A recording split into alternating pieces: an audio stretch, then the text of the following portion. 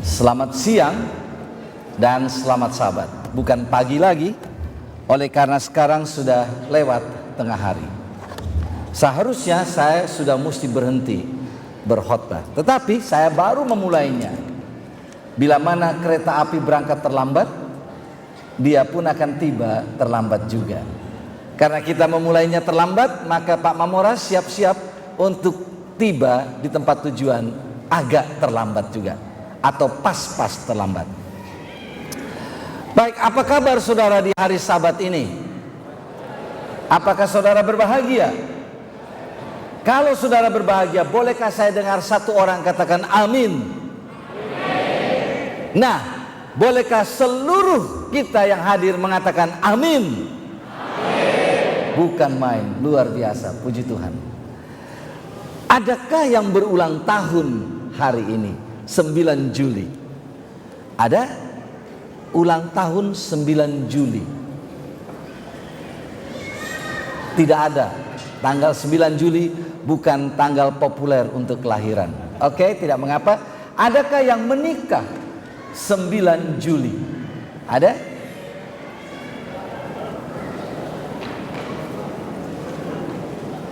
Ada di atas yang menikah tanggal 9 Juli. Oke, Bapak Pendeta Jekiran Runtuh, tolong diberikan kenang-kenangan penghargaan kepada keluarga. Yang duduk di sebelah itu istri Pak? Suami istri ya? Oke, bagus. Mereka berdua ada di sini di hari ulang tahun pernikahan. Hari istimewa. Hari pernikahan mereka bersama-sama beribadah dengan Tuhan. Mari kita berikan tepukan yang hangat untuk Bapak dan Ibu yang hadir di sini. Selamat ulang tahun. Segera akan dilayani Bapak dengan sebuah kenang-kenangan dari panitia KKR. Sebuah buku yang sangat indah untuk dibaca. Kemenangan akhir. Semoga Tuhan memberkati. Baik, tentunya orang Indonesia terima kasihnya itu banyak. Jadi saya ingin menjadi seorang Indonesia tulen hari ini, karena saya sudah punya daftar panjang ucapan terima kasih. Tapi akan saya buat sesingkat-singkatnya. Yang pertama tentunya kepada Tuhan kita. Allah kita begitu ajaib. Allah kita begitu baik. Ia izinkan KKR ini terjadi, berlangsung di MT Haryono, dan saya bersyukur kepada Tuhan oleh karena ruangan ini selalu dipenuhi dengan umat-umatnya. Hari ini di balkoni sana hampir penuh, dan kita puji Tuhan untuk kehadiran dari saudara-saudara, dan kita puji Tuhan untuk berkatnya sepanjang KKR ini. Baik, saya ingin berterima kasih yang berikutnya kepada Bapak Dr. Yanus Ohutapea yang telah menjadi pembawa acara kita pada hari ini. Terima kasih untuk perkenalan yang begitu lengkap yang diberikan kepada saya dan keluarga.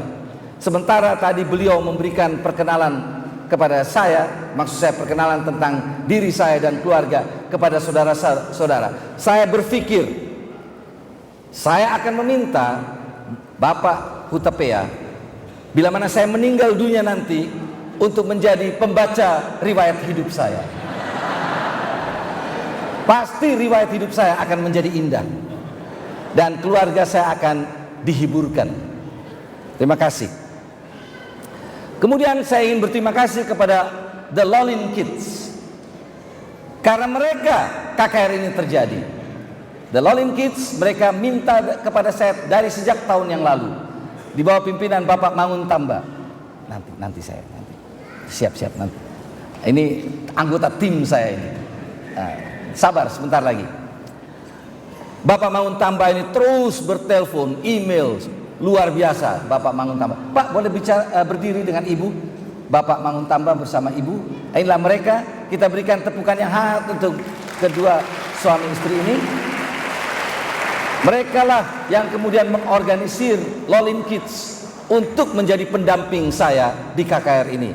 Dan Lolin Kids ini karena mereka masih kanak-kanak, bisa ditanya oleh petugas imigrasi, kok bisa ada anak-anak datang? Apakah betul ini anak-anak dari keluarga Loma Linda? Karena bisa-bisa nanti mereka berpikir sedang diadakan penyelundupan anak. Jadi mereka ditemani oleh orang tua mereka, semua orang tua dari Loma Linda Seventh Adventist Church, please stand wherever you are.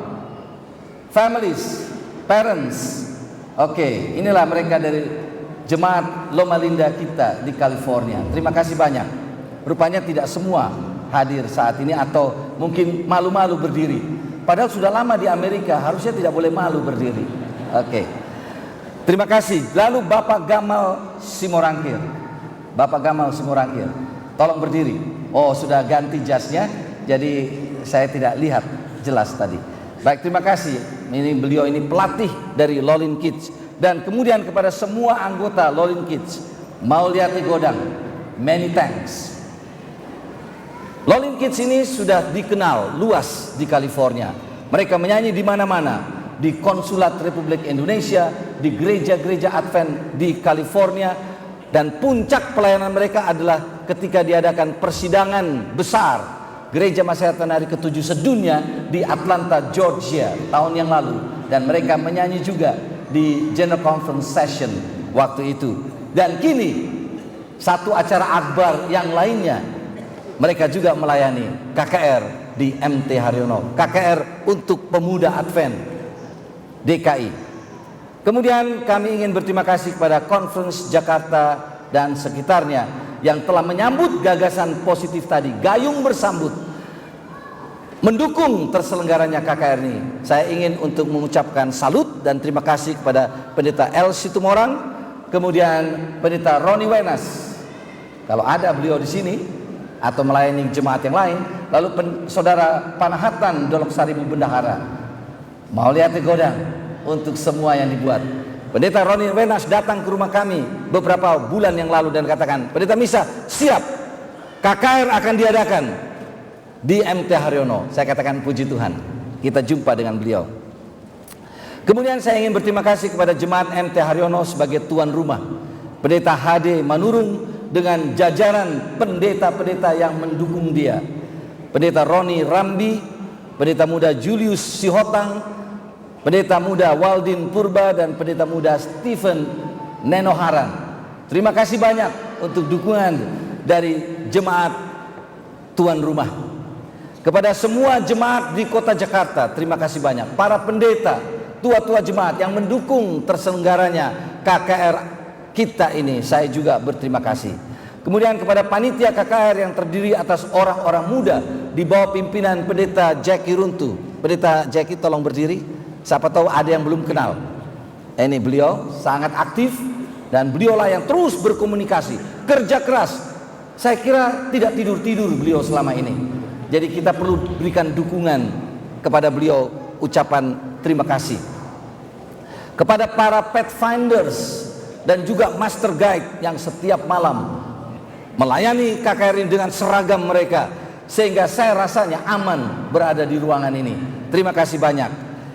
Pada seksi acara yang sibuk di belakang sana, mereka yang mengatur menit-menit maju, menit-menit berhenti, dan dengan aktif sampai berakhirnya KKR ini mereka melayani di belakang.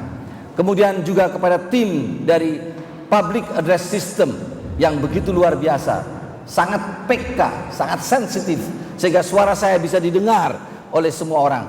Terima kasih banyak. Kami juga berterima kasih kepada para penyanyi, apakah dalam bentuk core, vokal group, ataupun perorangan. Terima kasih banyak karena sudah mempersiapkan hati hadirin untuk menyambut datangnya pekabaran firman Tuhan. Para narasumber pembicara, bidang rumah tangga, keluarga, kesehatan, dan juga keuangan. Terima kasih banyak. Tak dapat saya sebutkan satu persatu, tetapi kita sudah menikmati berkat Tuhan yang limpah dari pelayanan mereka. Sudah barang tentu yang berikut ini saya bawakan, ada diingatkan saya, ada dalam daftar saya, tapi karena sudah diingatkan saya sebut saja. Ketua umum dari KKR ini adalah Pendeta Arbeni Sagala. Pendeta Arbeni Sagala, di mana? Satabi saya sebut Arbeni. Pendeta Sagala, ini dia. Beliau adalah ketua umum kita, sangat aktif, tidak pernah tidak ada, selalu hadir, dan selalu hadir dengan kameranya. Lalu beliau katakan, foto ini akan masuk di majalah Mahkota. Saya katakan, kalau begitu majalah Mahkota sepanjang 1 tahun ini akan dipenuhi dengan wajah-wajah yang saudara akan kenal. Tunggu kehadiran majalah Mahkota. Baik tim Departemen Komunikasi Uni Indonesia Kawasan Barat yang merekam acara ini dari mula pertama. Kalau saudara ingin mendapatkan rekaman keseluruhan acara ini, apakah saya terlalu mendahului? Boleh hubungin tim komunikasi Pendeta Dr. Samuel Simorangkir dan saudara Bruce Sumendap serta timnya, ada saudara Denny Hursina. Kemudian kepada para pendeta, ketua-ketua jemaat dan seluruh anggota jemaat se-conference Jakarta dan sekitarnya, terima kasih atas dukungan saudara. Terima kasih saudara hadir, dan bukan hadir sendirian, saudara juga bawa tamu-tamu datang. Terima kasih banyak. Saya mau sebut nama-nama yang berikut ini. Ibu Rita Runtuwene. Ibu Rita, terima kasih. Karena kalau bukan Ibu Rita, saya dan keluarga akan lemah lunglai tampil di depan. Karena beliaulah yang menyediakan kami punya sumber energi lewat makanan yang lezat cita rasanya dari mulai sejak pertama sampai kami datang kemari. Keluarga-keluarga yang mengundang dan menjamu kami di rumah mereka, keluarga Bapak Tono Raharjo, keluarga Hutahayan Siregar, lalu Conference Jakarta dan sekitarnya, officers dan staff dari Uni Indonesia Kawasan Barat. Terima kasih banyak untuk dukungan saudara lewat pelayanan yang sungguh sangat bergizi. Manajemen gedung pertemuan Advent Uni Indonesia Kawasan Barat, terima kasih untuk ruangan yang telah dipugar, memakan biaya cukup besar, tapi tidak terbuang percuma uang itu. Kenapa? Kami menikmati betul nikmatnya beribadah, berkumpul di ruangan ini, dan juga public address system, sound system yang sangat mendukung. Terima kasih. Terima kasih kepada semua yang hadir dari malam ke malam. Kalau Anda tidak hadir, KKR ini tidak terlalu bermakna. Kemudian semua yang sudah membuat keputusan, saudara-saudara yang dibaptiskan hari ini. Ada lagi baptisan di tempat-tempat yang lain. Kita bersyukur kepada Tuhan, kita akan nanti mendengarkan jumlah angka baptisan itu sore hari nanti akan bertambah, mudah-mudahan berlipat ganda. Kemudian terima kasih untuk khusus hari ini Lolin Kids yang sudah menyanyikan lagu pujian Instrumentalia Jerusalem. Hosana bagi Raja, Hosana bagi Sang Putra. Dilanjutkan oleh anak-anak kita dari Loma Linda. Joshua fit the battle of Jericho and the wall came tumbling down. Yosua mengalahkan kota Jericho dan tembok-tembok kota Jericho pun rubuhlah. Saya yakin di Jakarta ini tembok benteng iblis telah dirubuhkan melalui KKR ini, lewat pelayanan saudara, lewat dukungan saudara, lewat doa saudara, lewat kehadiran saudara, dan lewat kebersamaan kita. Baik, sekarang saya akan memasuki khotbah hari ini. Tim saya tolong dukung saya yang luar biasa. Silakan berdiri.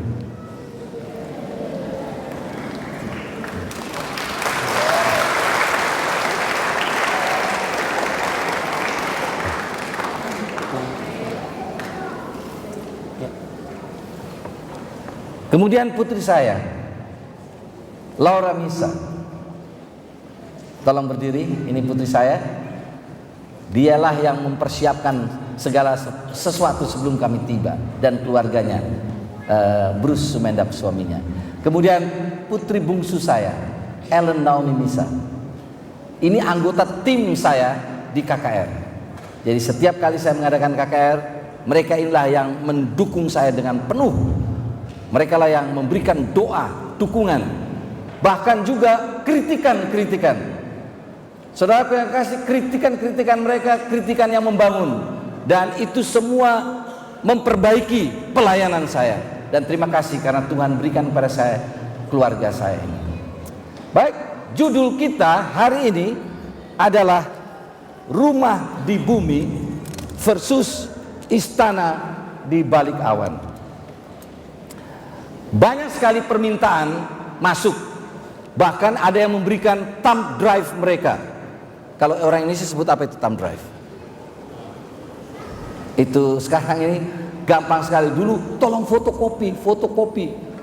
Kalau sekarang tinggal kasih saja thumb drive, sebentar saja bisa ditransfer semua isi komputer ini atau isi penyajian saya. Jadi terlalu banyak dan sulit untuk dilayani satu demi satu. Karena kalau yang satu dilayani, yang lain tidak, bisa saja nanti ada orang yang bisa berubah setia. Itu sebabnya kami berpikir kami akan bahagikan materi yang disajikan dari malam ke malam selama KKR ini kepada semua pengunjung yang hanya yang berminat saja. Yang tidak berminat, yang hanya cukup enjoy yourself listening, maka Anda tidak perlu untuk memintanya. Tapi bagi mereka yang berminat untuk dibagikan kepada keluarga atau sahabat, maka kami sudah menyediakan caranya, yaitu Anda akan coba.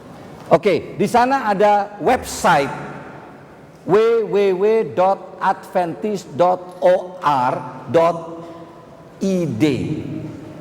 Hubungi menantu saya, Saudara Bruce Sumendap. Saudara akan nanti diberikan password untuk membuka semua penyajian yang saya sampaikan dari malam ke malam. Maka saudara bisa menikmatinya.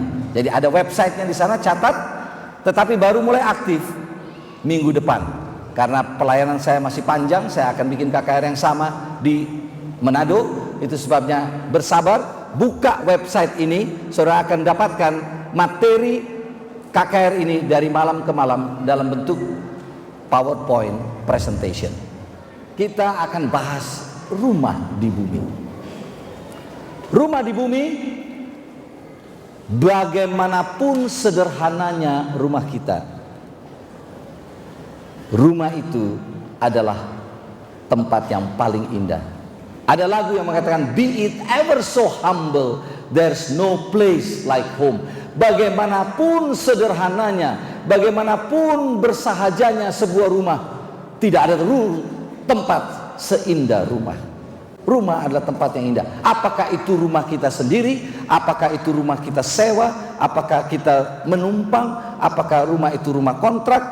Di sana saya menjadi raja, istri saya menjadi permaisuri, anak-anak saya menjadi pangeran dan juga ratu di rumah. Rumah di bumi ini memberikan kepada kita perlindungan dari teriknya matahari, dari angin dingin ataupun angin panas, dari hujan ataupun salju kalau di belahan bumi sebelah barat sana, atau merupakan perlindungan terhadap binatang-binatang liar, pencuri dan sebagainya. Rumah di bumi ini menjadi tempat tinggal, menjadi tempat berkumpulnya anggota keluarga, di mana kemesraan bisa dirasakan di dalam rumah. Rumah di bumi ini juga menjadi tempat kita bisa beristirahat setelah bekerja letih lelah, setelah pulang ke rumah melewati kemacetan Jakarta yang luar biasa. Tiba di rumah, betapa enaknya rumah itu. Rumah juga tempat yang memberikan kepada kita kelegaan. Rumah memberikan kepada kita kebebasan, keleluasan, ada privacy di rumah kita. Itulah rumah. Bila mana saya pulang dari mengadakan perjalanan, lalu mau pulang ke rumah, rasa-rasanya saya mau katakan, saya mau katakan kepada pilot, terbang lebih cepat supaya saya bisa tiba lebih cepat. Saya ingin katakan kepada pengemudi mobil yang membawa saya pulang ke rumah, bawa saya lebih cepat karena saya mau tiba di rumah lebih cepat. Rumah adalah kata yang paling indah, yang kita paling sukai, dan itulah rumah kita miliki ataupun sewa rumah di bumi. Sekarang kita lihat yang berikutnya, perbedaan rumah di bumi. Ternyata rumah di bumi itu tidak sama semuanya. Ada yang berbeda-beda. Ukurannya ada yang kecil, ada yang sedang, ada yang besar, ada yang sangat besar. Ini perbedaan rumah di dunia ini. Juga bentuknya pun berbeda-beda. Ada yang bentuknya segitiga, bulat, segi empat, segi lima, macam-macam. Ada berbentuk tenda, rumah sangat sederhana, rumah sederhana, rumah panjang, rumah susun, rumah flat, apartemen, ada juga kondo atau kondominium, ada juga townhouse, ada pula mansion, istana. Jadi ada perbedaan-perbedaan juga di rumah-rumah kita di bumi ini. Lokasinya pun bisa berbeda-beda. Ada yang berada di lokasi pedesaan, di pegunungan, di pantai, di kota kecil, kota besar. Dan harganya pun ada yang mudah didapat, ada juga yang harganya selangit. Berbeda-beda rumah di bumi. Lalu persamaan nasib rumah di bumi, ada persamaannya. Walaupun ada perbedaannya, ada juga persamaan rumah-rumah di bumi ini.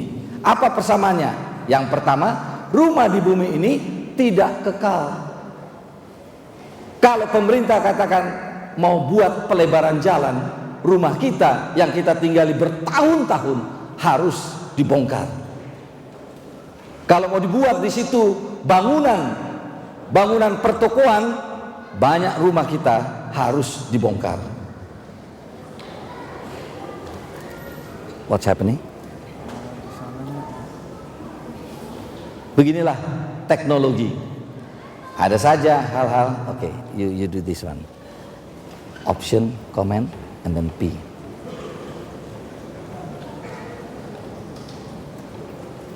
Ya. Kebalik Om. Oh.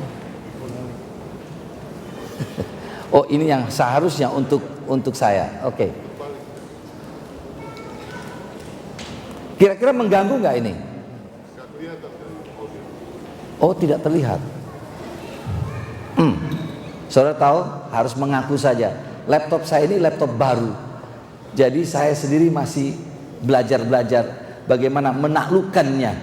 Nah, rupa-rupanya saya belum bisa menaklukkannya dengan betul. Paling sedikit dengarkan yang saya katakan. Yang di atas itu hanyalah alat peraga. Kalau saudara lihat di situ lalu tulisannya kecil-kecil, dengar saja apa yang saya ucapkan, maka saudara akan mendapatkan berkat dari alat peraga itu. Baik, persamaan rumah di bumi ini. Yang pertama, rumah di bumi ini tidak kekal, tidak akan bisa ada terus-menerus, tidak ada jaminan kekekalan. Rumah di bumi ini bisa dimakan usia. Kalau saudara lihat rumah-rumah yang peot-peot, yang rusak-rusak, catnya sudah tidak lagi jelas, itu dulunya rumah baru, tapi dimakan usia berubah menjadi rumah lama. Fasilitasnya yang dulu baru berubah menjadi fasilitas lama. Tidak mendapat jaminan bagi yang tinggal di dalamnya akan awet muda. Yang tinggal di rumah itu tidak akan pernah jadi tua. Tidak ada jaminan. Rumah di bumi ini saudara tinggal di dalamnya bagaimanapun nyamannya, Anda akan menjadi tua. Anda akan menjadi renta. Rumah di bumi ini tidak menjamin keamanan yang penuh. Kenapa? Ada orang mati di rumah, kepleset di kamar mandi, mati kesetrum di rumahnya sendiri, mati dengan berbagai alasan dan sebab terjadi di rumah sendiri. Jadi rumah di bumi ini bukanlah merupakan rumah yang menjadi idaman kita semua.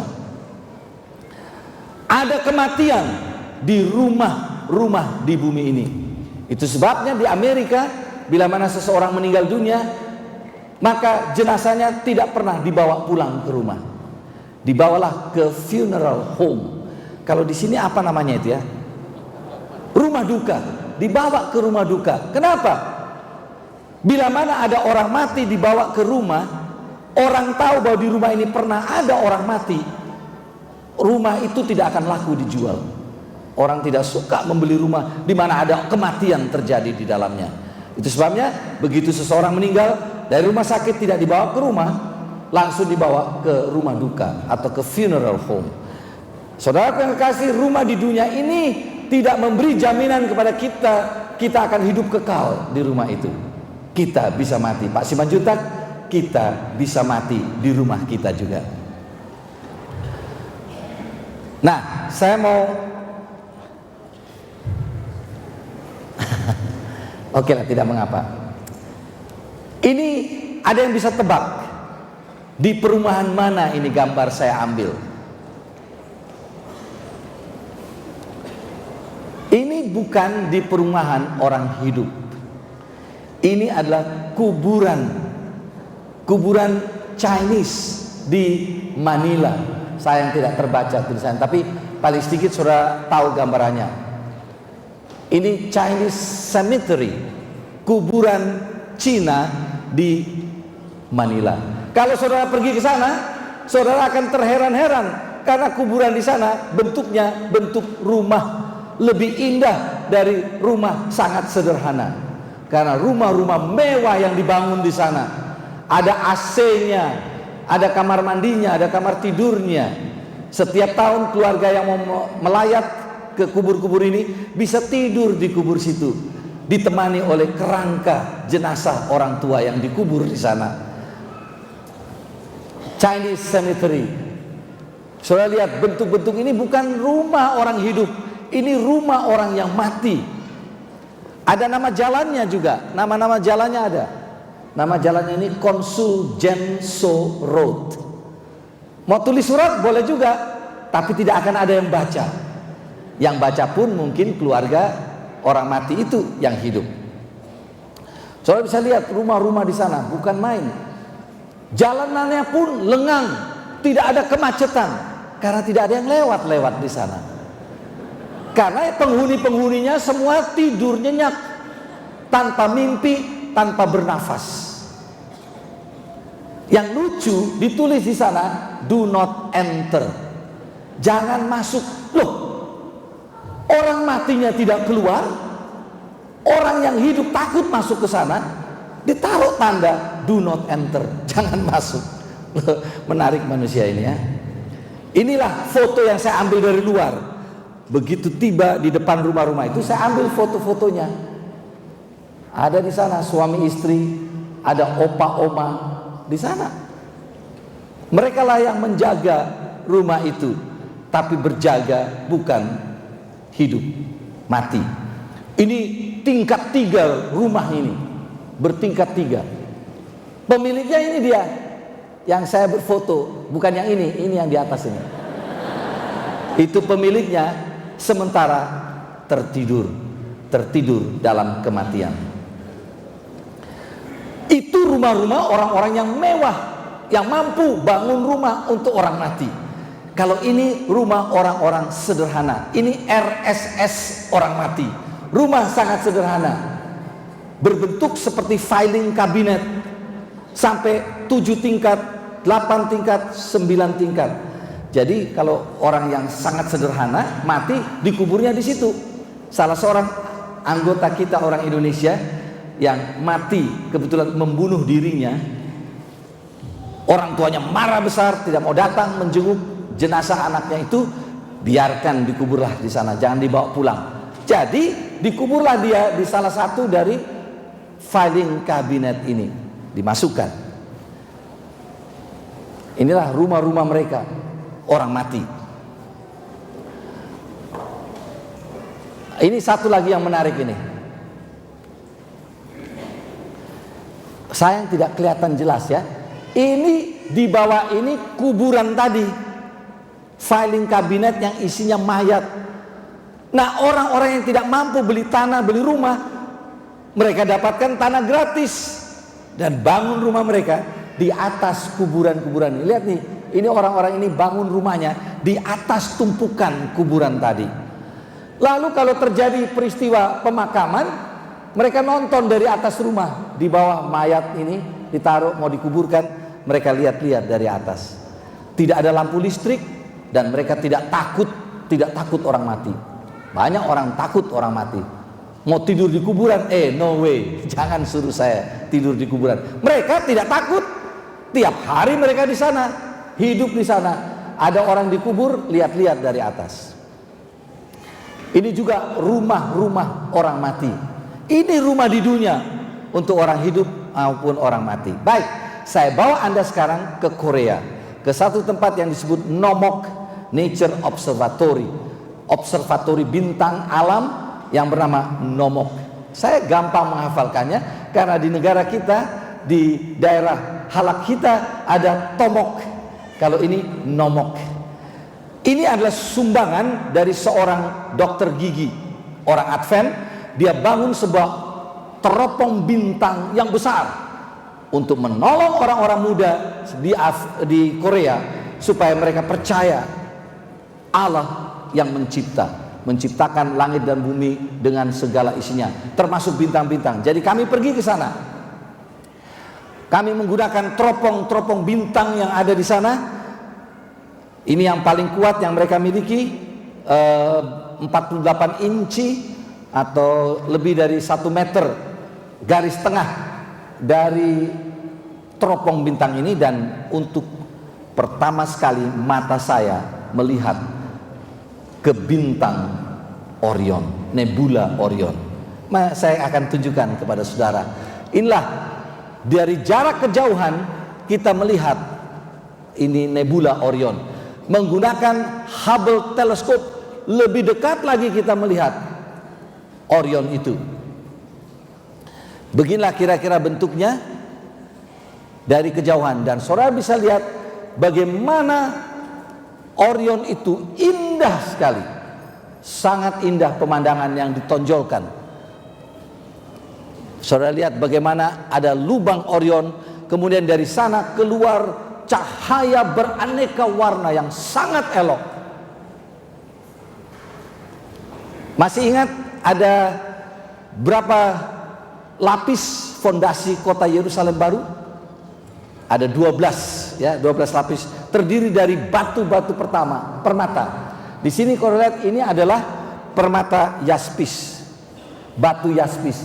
Saudara lihat batu yaspis itu warnanya begini, dan cahaya yang keluar dari sana saudara bisa cocokkan pantauan sinar atau pancaran sinar batu yaspis keluar. Ada juga yang berikutnya batu nilam.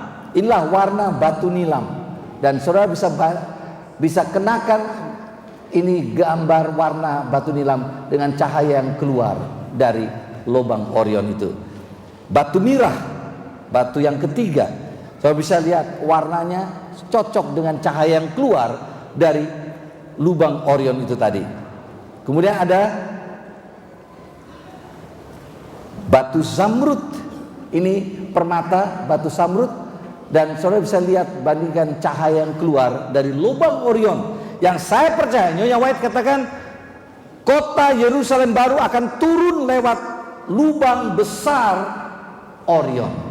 Itu ditulis di tulisan-tulisannya yang pertama, halaman 51. Kemudian kita dapatkan juga ada permata yang lain, yaitu batu unam. Dan saudara bisa lihat batu unam ini dia warnanya, dan warna-warna yang keluar pun demikian. Batu sardis, inilah batu sardis, dan saudara lihat cahaya yang keluar sama warnanya dengan batu sardis. Saya percaya lewat lubang itu keluar cahaya dari fondasi kota Yerusalem baru. Ada batu ratna cempaka. Ini batu ratna cempaka, dan inilah gambaran warna yang keluar dari Orion. Batu beril, saudara lihat sama warnanya. Batu beril, begini juga cahaya itu yang keluar. Kemudian batu krisolit. Ini gambaran batu krisolit yang keluar dari sana, bisa cocok. Lalu pintu gerbang kota Yerusalem baru terbuat dari apa? Mutiara. Inilah mutiara. Dan inilah cahaya yang keluar dari Orion tadi. Kemudian ada batu krisopras. Krisopras. Warnanya kehijau-hijauan. Inilah cahaya yang keluar dilihat oleh teleskop. Kemudian ada batu jasin atau batu laswardi. Ini warnanya sama yang keluar dari celah lubang Orion itu. Ada batu kecubung. Ini batu kecubung, dan saudara lihat sama betul. Saya taruh itu sengaja untuk menggambarkan kepada kita, beginilah Yerusalem baru dengan fondasinya terdiri dari berbagai jenis batu permata. Ditulis di dalam Wahyu pasal yang ke-20. Ibrani pasal 11 ayat 10 mengatakan, sebab ia menanti-nantikan kota yang mempunyai dasar yang direncanakan dan dibangun oleh Allah. Kota yang disediakan oleh Allah, di mana kita akan dapatkan istana di balik awan yang disediakan oleh Allah bagi umatnya yang percaya, umatnya yang menurut akan Dia, dibangun oleh Allah sendiri. Adakah cukup tempat di sana? Di kejadian, maksud saya ini bukan kejadian, harusnya Yohanes 14 ayat yang kedua, di rumah Bapakku banyak tempat tinggal. Bahasa Inggrisnya menarik sekali. In my father's house are many mansions. Di rumah Bapakku ada banyak istana. Saya mau tanya kepada saudara, mana yang lebih besar, istana ataukah rumah? Istana. Tapi firman Allah katakan, Yesus katakan, di rumah Bapakku ada banyak mansions, ada banyak istana. Berarti di ayat ini rumah lebih besar.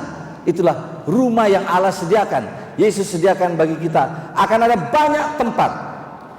Saya tidak mau selfish, mementingkan diri. Saya akan minta kepada Yesus, Yesus, kalau saya mau minta rumah yang besar sekali. Ruang tamunya mesti besar, lebih besar dari lapangan bola, lebih besar dari Istora Senayan. Kenapa? Karena teman saya banyak. Ada Dr. Haris, Ibu Haris, yang saya mau undang datang di rumah saya nanti. Saya perlu rumah yang besar. Teman-teman saya begini banyak dari Jakarta, belum dari tempat-tempat yang lain. Saya membutuhkan tempat yang sangat luas, ruang tamu yang sangat luas untuk menampung teman-teman saya dari berbagai tempat. Bagaimana dengan dinding kota itu? Terbuat dari apa dinding kota itu? Wahyu 21 ayat 18, tembok itu terbuat dari permata yaspis. Adakah manusia di dunia ini, bagaimanapun kayanya, membangun rumah yang dindingnya terdiri dari permata yaspis? Tidak ada. Berbahaya sekali kalau sampai ada orang dikabarkan di sana di Cilandak ada rumah dindingnya dari permata yaspis. Orang Cilandak harus sewa security guards. Itu satpam yang banyak. Kenapa? Perampok-perampok di Indonesia dengar itu kabar baik, mereka bisa akan datang mengunjungi rumah-rumah yang dibangun dengan permata yaspis. Tujuannya apa? Mau mencuri permata-permata itu. Bahan-bahan apakah yang dipakai membangun kota itu? Lihat, kota itu sendiri dari emas tulen. Emas tulen. Jadi Bapak Pangaribuan, kota itu dari emas tulen. Ini menarik bagi pencuri-pencuri kalau ada kota terbuat dari emas. Ini Bapak Jenderal Siagian pasti akan sibuk mengurus Pak Sinaga maksud saya, untuk mengurus anak buahnya, mengamankan tempat-tempat yang dia punya jalan terbuat dari emas tulen, kotanya dari emas tulen. Kalau itu di dunia ini, ini gambaran dari emas. Ini kami pergi ke Basar yang ada di Istanbul. Kami lihat emas-emas berkilau-kilauan di etalase-etalase toko. Saya tidak tertarik untuk membelinya. Kenapa? Pikiran saya ke rumah yang disediakan oleh Allah. Di sana kota yang akan saya tinggali terbuat dari emas. Tidak perlu saya beli-beli emas di dunia ini. Tapi kalau punya emas tidak salah untuk jadi tabungan kita. Bagaimana dengan fondasi kota itu? Nah, saudara catat ayatnya. Tadi saya sudah kasih tahu di Wahyu 21 ayat 19. 12 jenis batu permata menjadi fondasi kota itu. Dan Nyonya White tuliskan, kota Yerusalem baru akan turun lewat lubang yang ada di Orion. Dan tadi saya sudah tunjukkan gambar-gambar yang menarik, warna-warni yang gemerlapan keluar dari lubang itu. Yang saya tahu itulah tempat di mana kota Yerusalem akan turun. Tadi malam kita sudah pelajari tentang itu. Bagaimana dengan pintu gerbangnya? Wahyu 21 ayat 21, ke-12 pintu gerbang itu adalah 12 mutiara.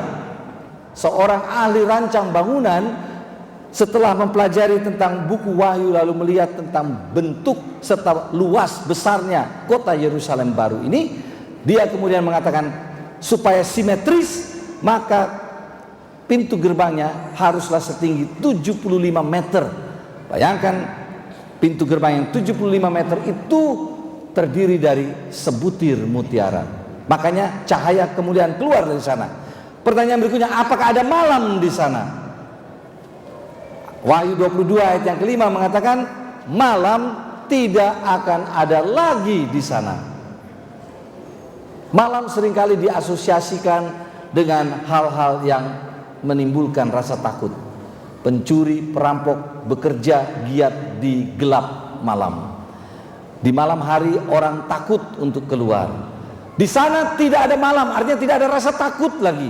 Tidak akan ada lagi orang jahat di sana karena tidak ada malam di sana. Apalagi, apakah ada kematian di sana? No more death. Tidak akan ada lagi kematian. Wahyu pasal 21 ayat yang keempat. Tidak akan ada lagi maut, tidak akan ada lagi perkabungan, tidak akan ada lagi ratap tangis atau duka cita. Nah, kata duka cita ini di bahasa aslinya, bahasa Greka, ponos. Ponos terjemahan yang tepat adalah pain, rasa sakit. Jadi di sana tidak akan ada lagi rasa sakit. Tidak perlu obat penahan sakit. Tidak akan perlu kita petidin atau heroin, morfin untuk membunuh rasa sakit. Tidak perlu obat-obatan untuk membunuh rasa sakit. Terima kasih Pendeta Simorangkir untuk ini. Dan saudara lihat, segala sesuatu yang lama itu telah berlalu. Inilah rumah istana di balik awan, di mana tidak akan ada lagi penderitaan. Tidak akan ada lagi orang mengeluh sakit kepala, sakit gigi, sakit perut, sakit hati, serangan jantung, kanker, koma, usus buntu, emfisema, keracunan makanan, malaria, borok usus, demam kuning, vertigo. Kemarin ada yang katakan kepada saya, pendeta, saya kena vertigo. Kabar baik, di dunia baru nanti tidak akan ada lagi vertigo, marasmus dan lain-lainnya, daftar yang panjang penyakit. Berapa lama kita akan hidup di sana? Berapa lama? Kalau tadi rumah di bumi, kita tidak bisa tinggal kekal di sana.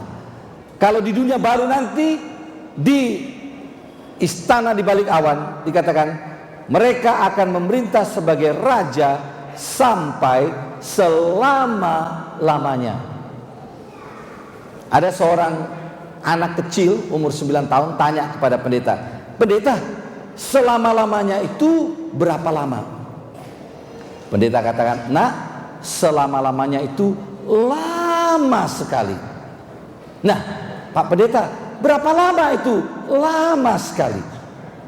Pendeta katakan, nah, lama sekali itu selama-lamanya. Berapa lama? Selama-lamanya. Selama-lamanya itu lama sekali. Yang lama sekali itu berapa lama? Ya selama-lamanya. Tidak ada jawaban yang pasti. Saudaraku, kita akan hidup selama-lamanya, artinya kita tidak akan pernah berhenti hidup. Kita akan hidup terus dan terus hidup selama-lamanya. Coba bayangkan, saudara akan nanti mencapai umur 1000 tahun. Ada di sini orang Jakarta yang umur 1000? Ada? Tidak ada. Tapi nanti kalau kita percaya Yesus, Yesus datang dan menyelamatkan kita, kita akan mencapai umur 1000 tahun. Bukan hanya 1000 tahun, kita akan berumur 1 juta tahun. Bukan hanya 1 juta saja, 1 miliar tahun. Jadi saudara Billy, kita akan hidup 1 miliar. Dan bukan hanya 1 miliar tahun saja, kita akan hidup 1 triliun tahun. Tambahkan 003 di belakang. Kita akan hidup selama 1 kuadriliun tahun, 1 kuintiliun tahun, 1 sekstiliun tahun, 1 septiliun tahun. 7 kali 30, 1 oktiliun tahun, 8 kali 30, tambahkan terus. Jadi kita akan hidup selama-lamanya dan tidak pernah berhenti hidup. Hidup terus dan terus hidup. Yang menarik lagi, kita akan hidup selama-lamanya, awet muda selama-lamanya. Jadi saudara Siagian Junior, kita hidup selama-lamanya. Mungkin pernah dengar cerita legenda dari Greka, menceritakan tentang seorang dewi perempuan bernama Aurora jatuh cinta kepada seorang manusia bernama Titonus. Mereka minta penyuluhan pranikah kepada dewa Zeus. Menurut cerita legenda ini, dewa Zeus adalah kepala dewa orang-orang Greka. Pak Zeus, kami mau minta penyuluhan pranikah, premarital counseling. Mau menikah dengan siapa? Dengan Titonus. Siapa Titonus? Manusia. Putuskan hubungan kalian. Perkawinan kalian tidak akan berhasil. Kenapa? Kau seorang dewi, kau tidak mati-mati. Titonus itu manusia, fana, mati dia sekali kelak. Batalkan rencanamu. Tapi Pak, kami ini sudah saling mencintai, tolonglah diberikan restu. Karena ngotot, akhirnya dewa Zeus katakan, oke lah, kalau begitu silakan menikah. Saya akan kasih hadiah pernikahan kalian. Minta apa hadiahmu? Dewi ini katakan, Pak Zeus, karena saya tidak mati-mati, Titonus mati, tolong berikan kepada Titonus umur panjang dan tidak mati-mati seperti saya. Oke, request granted, permohonan dipenuhi, dikabulkan. Lalu kepada Titonus diberikanlah kehidupan kekal selama-lamanya. Terjadilah mereka hidup lama dan lama. Titonus ini hidup tidak mati-mati. Cuma ada satu bahagian dari permintaan itu yang dilupa oleh Aurora. Dia lupa minta supaya Titonus ini hidup selama-lamanya, tapi jangan pernah jadi tua, tetap awet muda. Itu bahagian yang dia lupa. Jadi menurut legenda ini, Sandra, Titonus itu makin lama makin tua, makin tua, makin tua, makin renta, makin keriput, makin bongkok, makin kisut, ompong, osteoporosis, kena itu apa namanya itu, kropos, dia punya tulang belulang, kena emfisema, kena rematik, makin lama makin bongkok, dan makin lama makin pelupa, senile, jadi pikun dan tidak mati-mati. Terus makin kecil dan tidak mati-mati. Aurora tanya, Titonus, kenal saya? Siapa kamu? Tidak kenal, sudah makin tua. Jadi ini Aurora menjadi pusing 7 keliling. Aduh, permintaan saya ini kok malah jadi kutuk, bukannya jadi berkat. Akhirnya dia datang kepada Dewa Zeus. Pak Dewa, tolonglah buat sesuatu kepada suami saya ini. Aduh, kasihan, saya nggak tahan lihatnya. Zeus katakan, saya sudah katakan yang lalu, kamu keras kepala. Oke. Lalu Zeus katakan, jadilah belalang. Berubah Titonus jadi belalang, lompat-lompat di rumput. Saudara lihat, cerita ini memberi gambaran betapa berbedanya dengan rencana Allah. Allah, dia kasih kekekalan, hidup kekal selama-lamanya dan awet muda. Bayangkan, Ibu Hutapea, mana Ibu Hutapea? Ibu Hutapea, opung kita jadi muda di sana dan muda terus selama-lamanya. Senang tidak opung masuk sana? Puji Tuhan. Itu yang direncanakan. Bapak-bapak di sini dulu muda-muda ini, mereka ini. Sekarang sudah dewasa. Sudah senior. Kalau di Amerika disebut senior citizen. Dapat korting banyak, Pak. Makan di restoran di korting senior citizen. Beli barang potong 10% senior citizen. Saya pun sudah mulai dapat kartu senior citizen. Jadi belanja-belanja bisa dapat potongan. Jadi kalau saudara ke Amerika mau beli dapat potongan, bawa saya. Saudaraku yang kekasih, di dunia baru nanti kita hidup selama-lamanya, tidak pernah jadi tua. Ada lagu bukan, never grow old, tidak pernah jadi tua. Di bumi ini kita jadi tua, kita renta dan kita mati. Bagaimana air minum kita? Masihkah kita minum Fit, Aqua, dan macam-macam air yang dijual?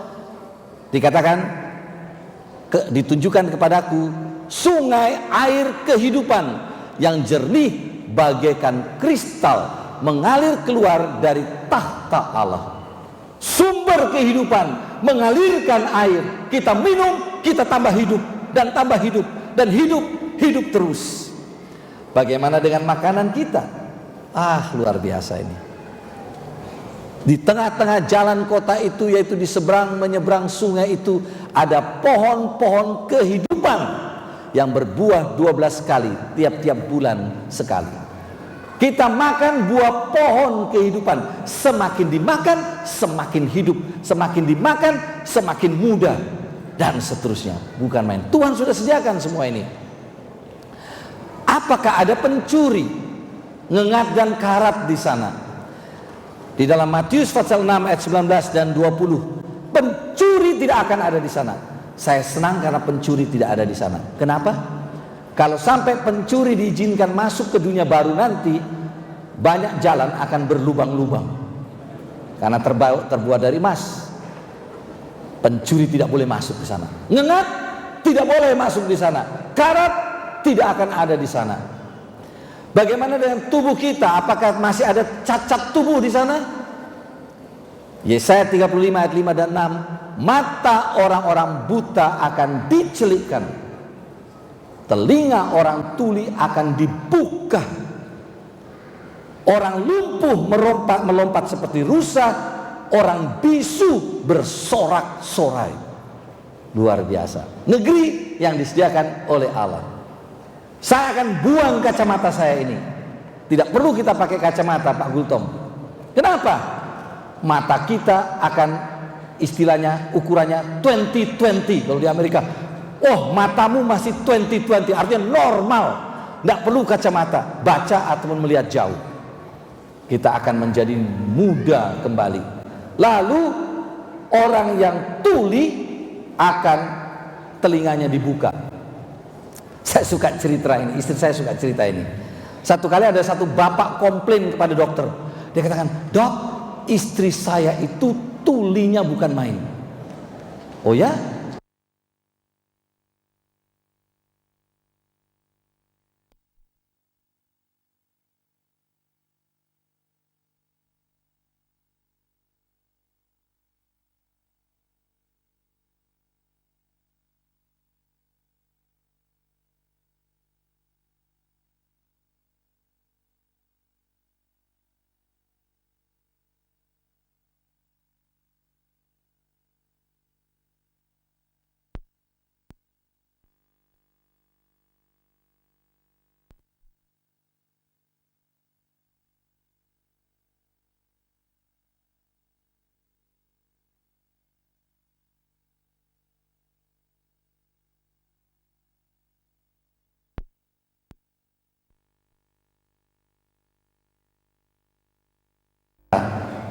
Saya sudah jawab 4 kali. Kamu tanya terus pertanyaan yang sama. Saya sedang masak sup untuk siang ini. Rupanya yang tulis siapa? Yang bapak rupanya. Bukan si mama yang tuli. Di dunia ini banyak orang tuli. Lucu kalau dengar orang tuli bicara dengan orang tuli. Mau kemana? Yang satu jawab, mau ke pasar. Oh, saya kira mau ke pasar. Di dunia ini banyak orang tuli. Kabar baik Pak Sinaga, di dunia baru orang tuli telinganya dibuka. Anak-anak muda hati-hati dengar itu Walkman, earphone, keras-keras. Bayangkan pakai earphone seharusnya untuk diri sendiri, tapi orang jauh-jauh di sebelah masih bisa dengar musik yang mereka dengar. Orang muda gampang jadi tuli. Tapi kalaupun Anda jadi tuli, kabar baik. Di dunia baru nanti dipulihkan kembali telinga Anda. Orang lumpuh melompat seperti rusa. Orang bisu bersorak-sorai. Nah, apa pekerjaan kita di sana? Masih ada waktu? Masih ya. Kalau Pak Jeki Runtu masih manggut-manggut, artinya boleh maju terus. Apa pekerjaan kita di sana? Ada orang katakan di dunia baru nanti kita akan pakai jubah putih, mahkota emas, masing-masing pegang kecapi, lalu duduk di awan putih, dibawa oleh awan putih kemana-mana, petik kecapi selama-lamanya. Terus terang, Pak Mamora, saya nggak mau masuk ke sana. Bayangkan selama-lamanya duduk di awan-awan putih, hanya petik-petik kecapi saja. Membosankan. Apa pekerjaan kita di sana? Baik, lihat Yesaya 65:21. Mereka akan mendirikan rumah-rumah dan mendiaminya juga. Mereka akan menanami kebun-kebun anggur dan memakan buahnya juga. Kita bekerja di sana. Pekerjaan yang tidak mengeluarkan tenaga, keringat, tapi ada yang kita kerjakan. Saya sudah punya rencana mau melamar pekerjaan di dunia baru. Saya bilang sama Tuhan, Tuhan, saya mau jadi pegawaimu khusus di bidang media massa. Saya mau jadi pembuat PowerPoint presentation. Itu pekerjaan saya. Saya mau kerja di bagian komputer. Dan saudara Ucok, kita akan kerja di sana, menikmati pekerjaan yang Tuhan berikan, makan makanan yang enak-enak. Tapi mungkin bukan durian lagi namanya di sana. Tanpa duri, durian tanpa duri, rasanya pun enak, sangat enak. Semua ini kita akan nikmati di dunia baru. Nah, apa masih ada binatang buas di sana? Dr. Haris, apa masih ada binatang buas di sana? Saya tahu Dr. Haris pelihara anjing dulu ya, anjing yang galak-galak. Nah, mari kita lihat. Serigala akan tinggal bersama domba, dan macan tutul akan berbaring di samping kambing. Anak lembu dan anak singa akan makan rumput bersama-sama, dan seorang anak kecil akan menggiringnya. Ini binatang buas kumpul dengan binatang jinak. Pernah saudara lihat ada serigala tinggal bersama domba, macan tutul bersama dengan kambing? Saya pernah lihat. Tetapi di antara mereka ada terali besi yang menjaga, karena kalau tidak, besok itu domba dan kambing tinggal tulang belulang saja, dimangsa oleh binatang buas ini. Di sana tidak akan perlu takut lagi. Lembu dan beruang akan sama-sama makan rumput, dan anaknya akan sama-sama berbaring. Singa makan jerami. Saya tidak takut singa lagi, karena mereka bukan pemakan daging, mereka makan jerami. Ular bagaimana?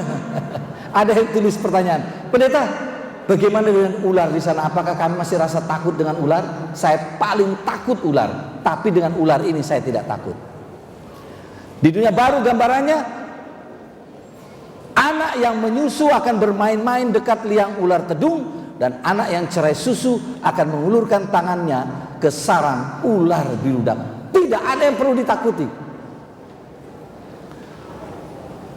Bulan yang lalu saya pergi ke South Africa, dan ketika ada hari senggang di acara seminar kami, dikasihlah kesempatan untuk berfoto dengan cita. Cita, saya ingin menjadikan cita menjadi pet, binatang piaraan saya nanti di dunia baru. Ucok, saudara Ucok, saya akan punya cita. Cita ini umurnya 10 tahun, namanya Anthony. Bunyinya dia pering terus kayak kucing. Baru mendekat saja sudah ngeri. Pawangnya bilang begini, jangan takut, ini sudah dilatih jinak, tidak perlu takut. Tapi tetap takut juga. Tapi demi foto untuk orang Jakarta, ya saya berani-beranian lah. Mengerikan sekali. Kalau dia tampar saya, sekali tampar habis, tamat riwayat saya. Tapi di dunia baru nanti tidak perlu takut lagi, karena mereka akan menjadi teman sahabat kita. Cita. Di Pak Yanus banyak sekali binatang-binatang ya, buas, mengerikan. Tapi mereka semua tidak menakutkan lagi. karena sudah diawetkan. Ini singa ini umurnya 1 tahun. Tidak perlu takut kita dengan singa, apalagi kalau singa itu diawetkan di bumi ini. Tapi kalau di dunia baru nanti semuanya hidup menyenangkan. Oke. Maukah saudara hidup di satu negeri di mana tidak akan ada lagi, ini dia, tidak akan ada lagi kecelakaan, tidak ada lagi pemabuk, tidak ada lagi penyakit atau rasa sakit, pecandu narkoba tidak ada lagi, rumah sakit, perpisahan, arak-arakan kematian, dokter gigi. Maksud saya begini, di dunia baru akan banyak dokter masuk surga. Dokter gigi pun bisa. Tapi mereka tidak pakai seragam jas putih lagi, tidak bawa stetoskop lagi. Karena apa? Tidak ada orang sakit lagi. Jadi dokter-dokter pun akan masuk ke sana. Jangan takut, pasti akan ada dokter yang masuk asal setia kepada Tuhan. Cuma di sana robah profesi. Tidak akan ada perawat diperlukan. Kenapa? Karena tidak ada orang sakit.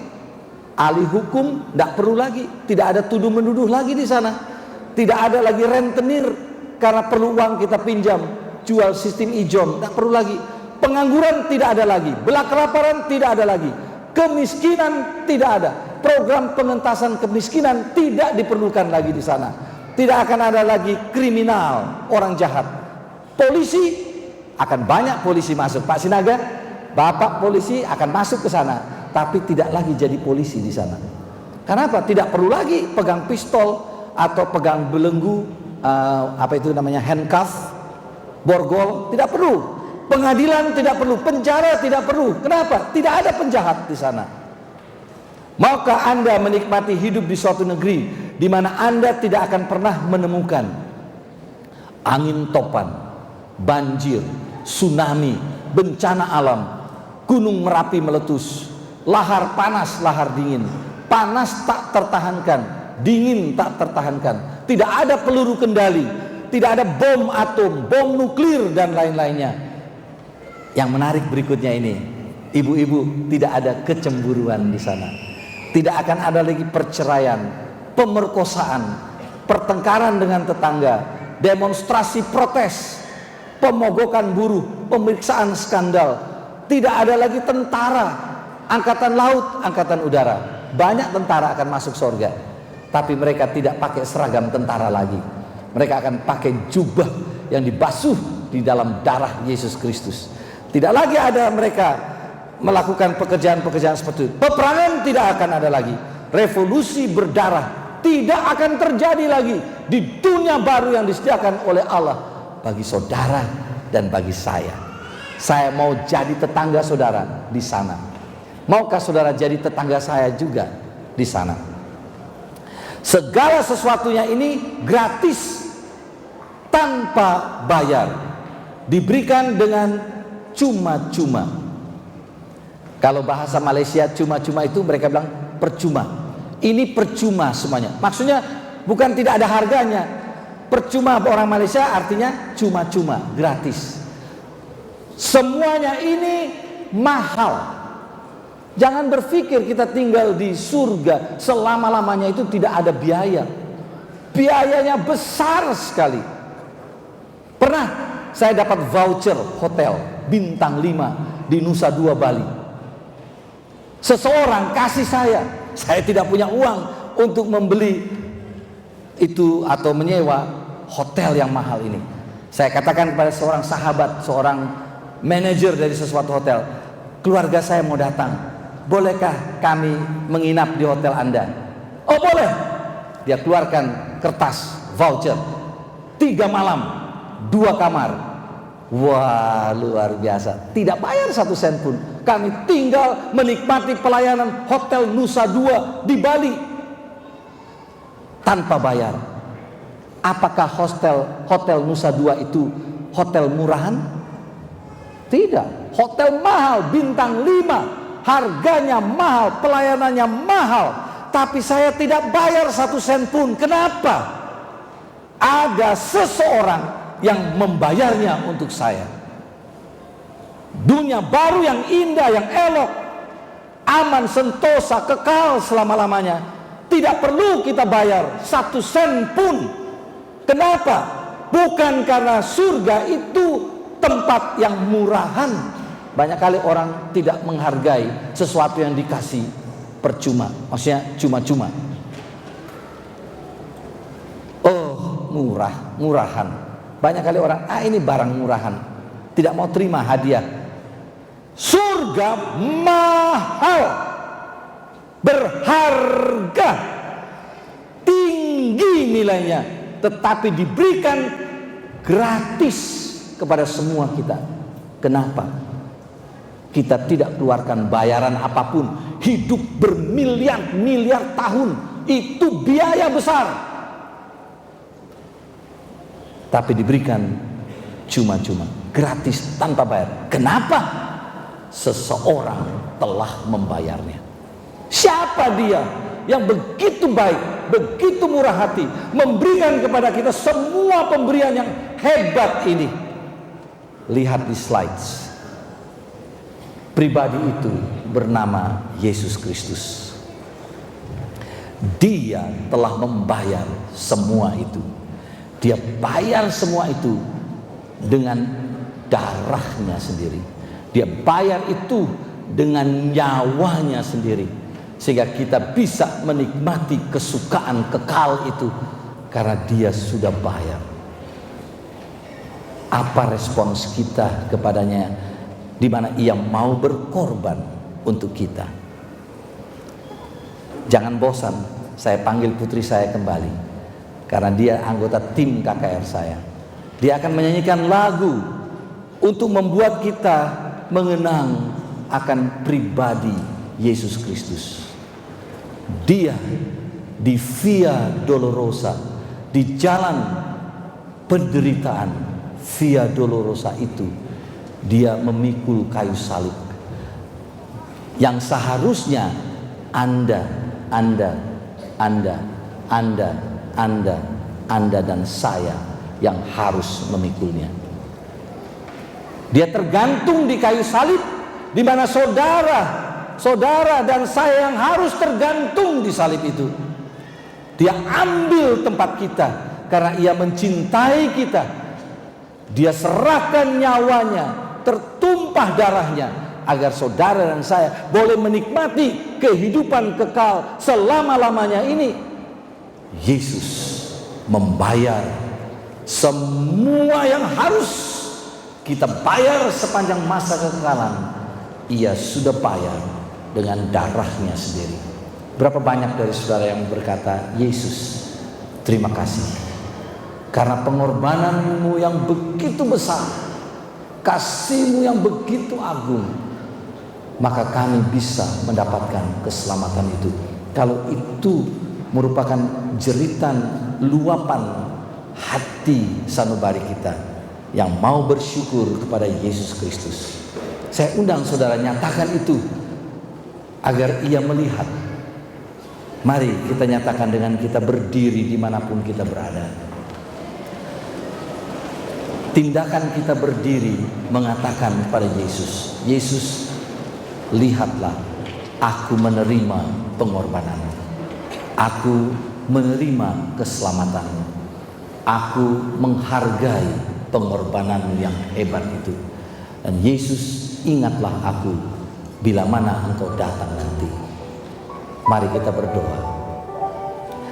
Bapa di sorga, terima kasih untuk Yesus Kristus yang mulia, yang agung itu. Terima kasih untuk kasih-Mu yang tak terhingga. Terima kasih untuk rencana-rencana-Mu yang ajaib. Terima kasih juga untuk kehendak-Mu yang sempurna untuk menyediakan hidup kekal bagi kami. Terima kasih Engkau sudah membayarnya lewat darah-Mu sendiri. Biarlah kiranya kami akan semakin menghargai Engkau, kami akan semakin mencintai Engkau.